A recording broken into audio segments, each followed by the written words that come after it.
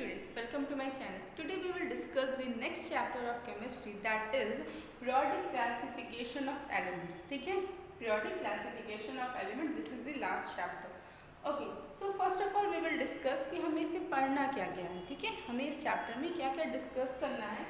So the first Dornier-straight हमें पढ़ना है. इस चैप्टर में डॉर्नियर-स्ट्रैट के बारे में, Newton's law of octaves, Mendeleev's periodic table, modern periodic table and periodic trends in the modern periodic table. अब देखिए, आपको लग रहा होगा कि बहुत कम चीज़ें पढ़नी है. हाँ, इस चैप्टर में हमें बहुत कम चीज़ें पढ़नी है, बट ये सारी चीज़ें एग्जाम में कुछ भी आ सकता है. डॉर्नियर-स्ट्रैट्स लिखने के लिए आ सकता है, इसके बारे में लिखिए. न्यूटन्स लॉ ऑफ ऑक्टेव्स क्या है वो लिखने के लिए आ सकता है. The most important thing Mendeleev's periodic table.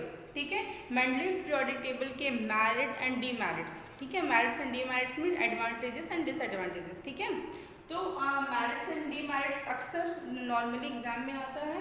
Mendeleev's के merits and demerits. Then modern periodic table, comparison आ जाता है कि compare between the modern periodic table and the Mendeleev periodic table. ठीक है, and then the periodic trends in the modern periodic table.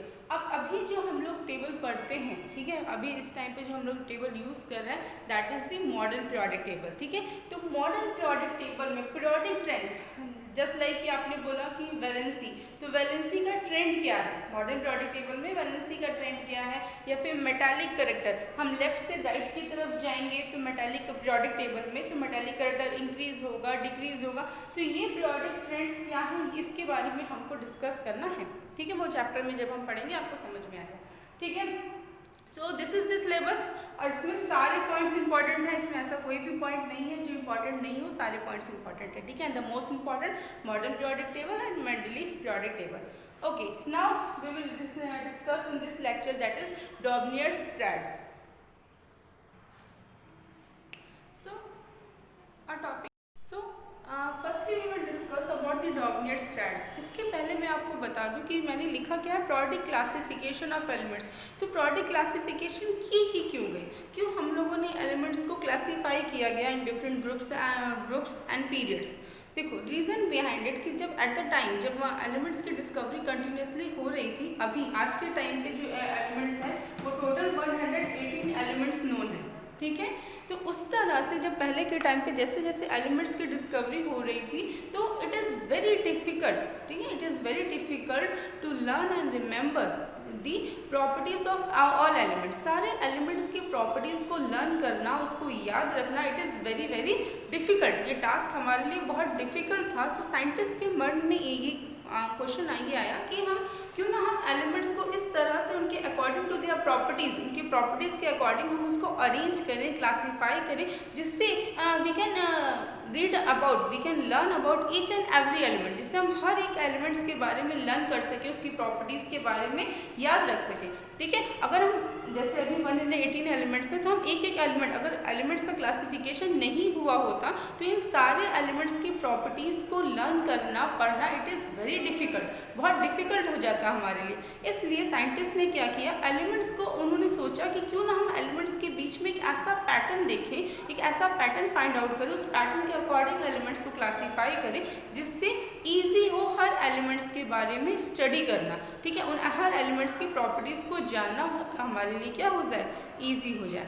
ठीक है, इसलिए एलिमेंट्स की क्लासिफिकेशन की गई. तो अब अभी जो हम लोग पीरियोडिक टेबल पढ़ रहे हैं वो क्या है, मॉडर्न पीरियोडिक टेबल, जिसमें एलिमेंट्स को रोज और कॉलम्स में अरेंज किया गया है. ठीक है, और वो हमारे लिए पढ़ना बहुत ईजी है. बट जब स्टार्टिंग हुई थी, अब एडवांस तो मॉडर्न पीरियोडिक टेबल नहीं बन गया. ठीक है, एडवांस तो मॉडर्न पीरियोडिक टेबल का आइडिया नहीं आ गया. जो स्टार्टिंग हुई, स्टार्टिंग से मतलब जब से स्टार्टिंग हुई एलिमेंट्स की क्लासीफाई करने के लिए, तो सबसे पहले आए हमारे डॉर्नियर-स्ट्रैट. सबसे पहले आया था डॉर्नियर-स्ट्रैट, जिसके बारे में अब हम लोग डिस्कस करेंगे. At the time of Dornier only 30 elements were known. ठीक है, डॉर्नियर्स के टाइम पे सिर्फ 30 एलिमेंट्स की डिस्कवरी हुई थी. ठीक है, तो उन्होंने क्या किया, उन्होंने क्या बताया, उन्होंने कहा कि जो एलिमेंट्स सिमिलर प्रॉपर्टीज शो करते हैं, elements having the similar properties, वो एलिमेंट्स जिनकी प्रॉपर्टीज सिमिलर है, अगर हम उनको अरेंज करेंगे इन increasing order of their atomic मास. ठीक है, अगर हम जो एलिमेंट्स सिमिलर प्रॉपर्टीज शो कर रहे हैं उनको हम अरेंज करते हैं in increasing order of their atomic mass. Point पे नोट करिएगा, atomic mass.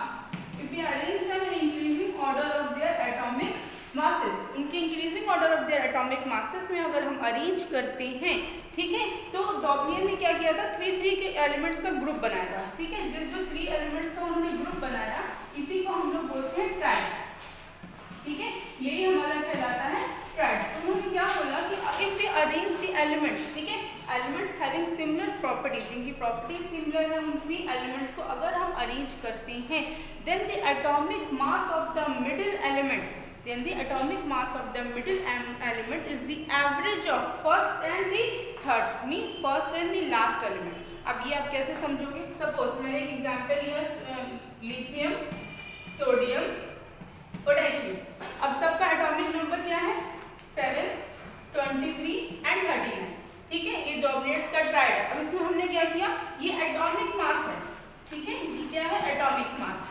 7, 23 and 39 is the atomic mass of lithium, sodium and potassium.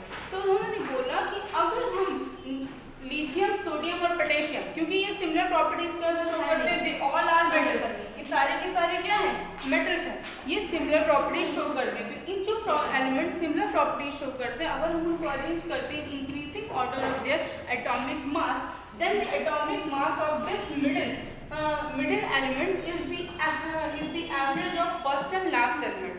Let's check it, हम चेक करते हैं। सपोज हम एवरेज कैसे निकालेंगे, तो फर्स्ट एलिमेंट 7 और लास्ट एलिमेंट 39, दोनों का एवरेज निकालना है, divided by 2, 39 plus 7 you will get, कितना मिलेगा आपको, 46, 46 divided by 2 that is 23।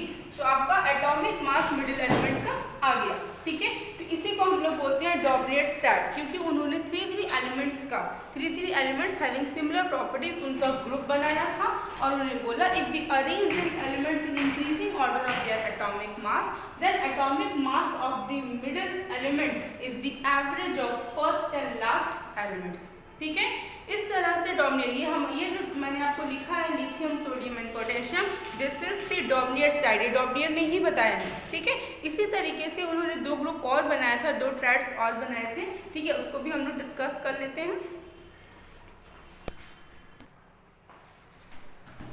Next 2 triads given by the Dobereiners is calcium, strontium and barium, ठीक है। कैल्शियम का क्या होता है, एटॉमिक मास 40, स्ट्रोंटियम 88, बैरियम 137। तो उन्होंने क्या बोला कि अगर हम इनको अरेंज करते हैं increasing order of their atomic masses, then the average, ठीक है, average of the atomic mass of middle of the element is average of first and last, ठीक है।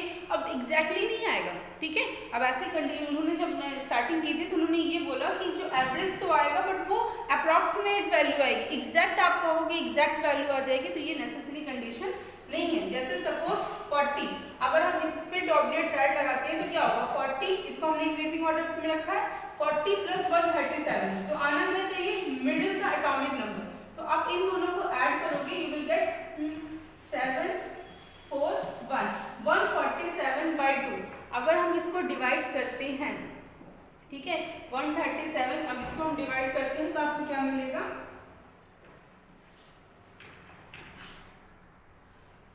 सॉरी ये 147 नहीं होगा, 177 होगा, ठीक है। 137 प्लस 40 यू विल गेट 177। अब 177 को अगर हम 2 से डिवाइड करते हैं तो 2 8 17, 2 8 88.5 समथिंग, ठीक है। कितनी वैल्यू आएगी आपकी, 88.5। तो स्ट्रोंटियम का एटॉमिक मास कितना होता है, 88, ठीक है। तो अप्रॉक्सीमेट वैल्यू, रफली उसका जो एवरेज होगा, ठीक है, मिडिल एलिमेंट के एटॉमिक मास जो होगा वो फर्स्ट और लास्ट का एवरेज होगा रफली, ठीक है। एग्जैक्ट वैल्यू आने की कंडीशन नहीं है, जैसे यहाँ पे 0.5 आपका ज़्यादा आ रहा है, ठीक है। तो ये जो 3 एलिमेंट्स हैं उन्होंने क्यों अरेंज किया, because they show the similar properties, same as chlorine, bromine, iodine, सारे के सारे क्या है, नॉन मेटल्स, ठीक है। ये भी क्या करते हैं, सिमिलर प्रॉपर्टी शो करते हैं। अगर आप इनका भी एटॉमिक मास, क्लोरीन और आयोडीन के एटॉमिक मास का एवरेज लोगे तो आपको एटॉमिक मास का एवरेज निकालेंगे तो आपको ब्रोमीन का एटॉमिक मास आएगा, ठीक है। तो ये था हमारा डॉबलेट सेट। डॉबलेट ने सिर्फ 3 ग्रुप्स ही एलिमेंट्स, जिस तरह से वो ग्रुपिंग कर रहे थे उस टाइम पे 30 एलिमेंट्स नोन थे, बट उन्होंने ग्रुपिंग कितनी की, सिर्फ 3 एलिमेंट्स की, सिर्फ 3 एलिमेंट्स के सिमिलर प्रॉपर्टीज के साथ था, तो इस तरह की ग्रुपिंग बता पाए। किसकी किसकी, एक मैंने आपको पहले लिखा था, लिथियम, सोडियम और पोटेशियम, देन आपका calcium, strontium and barium, chlorine, bromine and iodine, ठीक है। तो अब जब 30 एलिमेंट्स उस टाइम पे नोन थे, वो सारे 30 एलिमेंट्स पे डॉमिनेट्स का ये ट्रैड, ये रूल वैलिड नहीं हुआ, तो इसको क्या कर दिया गया, मतलब बस अब इसके आगे वो थ्योरी आपकी नहीं जाएगी, ठीक है, इसीलिए रिजेक्ट हो गया। और फिर हमारा नेक्स्ट, ठीक है, नेक्स्ट हमारे आए न्यूलैंड्स, जिन्होंने अपना रूल बताया था। तो 30 एलिमेंट्स में अगर आपसे पूछा जाए what was the limitation of dominate stat, तो डोमिनेट स्टैट की लिमिटेशन क्या है कि उन्होंने अपना जो डोमिनेट स्टैट रूल दिया था वो सिर्फ वैलिड हुआ था फॉर द 3 ग्रुप्स, वो सिर्फ 3 ग्रुप्स में वैलिड हुआ था। उसके बाद जो 30 एलिमेंट्स नोन थे उस टाइम पे, उन सारे के लिए वो same arrangement, same pattern show नहीं कर पाए थे, ठीक है। और इसके बाद और भी एलिमेंट्स की डिस्कवरी जब फर्दर होगी तो उसमें तो वो वैलिड होगा ही नहीं, ठीक है। दैट्स व्हाई डोमिनेट्स का ये जो हमारा था डोमिनेट स्टैट, ये फेल हो गया। और फिर नेक्स्ट हम लोग अब डिस्कस करेंगे in next lecture, that is Newlands law of octaves, ठीक है। आई होप आपको डोमिनेट स्टैट समझ में आ गया होगा। एग्जाम पॉइंट ऑफ व्यू से डोमिनेट स्टैट थोड़ा सा कम इंपॉर्टेंट है, सबसे ज़्यादा इंपॉर्टेंट हमारा होता है मेंडलीफ एंड मॉडल। फिर भी हमें इस चीज़ को पढ़ना है। और ये डोमिनेट स्टैट एग्जाम में भी पूछ सकता है आपको कि डोमिनेट स्टैट के कुछ एलिमेंट्स के नाम बताइए जिन्होंने ग्रुपिंग किया था, तो वो आप इसको याद रखोगे, ठीक है स्टूडेंट्स। Thank you.